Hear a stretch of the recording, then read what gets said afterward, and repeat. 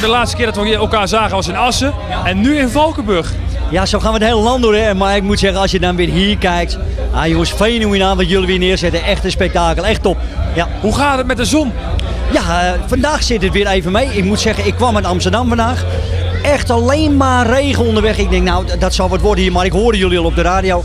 Ja, het is schitterend maar weer. Alsof jullie... Nou, ik heb de zon dan maar meegenomen. De zon in mijn lijf dan maar. Zijn er nog dingen die Pierre wenst? Nou, in ieder geval dat de mensen veel naar mijn concert komen. 15 november in het Zonnehuis. Kunnen ze zien op pierrevanam.hives. En voor de rest dat mensen blijven genieten van het Nederlandse lied. En van Radio NL en van TV Oranje. Als ze meer informatie willen weten over het concert 15 november, waar kunnen ze dan terecht? Op pierrevanam.com en anders op pierrevanam.hives. Dat gaat allemaal wat sneller tegenwoordig. Maar op de Hive-site Pierre Van Am komen ze altijd. En dan is het altijd goed. Ja, ik onderhoud het zoveel mogelijk nog zelf. Je krijgt wel wat hulp. Mijn kinderen zijn er ook heel snel in. Sneller dan ik. Dus nee, het is nog steeds leuk om te doen. Vooral als ik s'avonds thuis kom, dan zie je de berichten. Mensen zijn heel snel. Tegenwoordig doen ze dat al vanaf hun telefoon. Dan kom je thuis. Hé, was leuk net. Dan denk ik, wat is dat? Dan kom je om 2 uur thuis, weet je wel. Wat is het gekste wat je op internet hebt gezien van jezelf?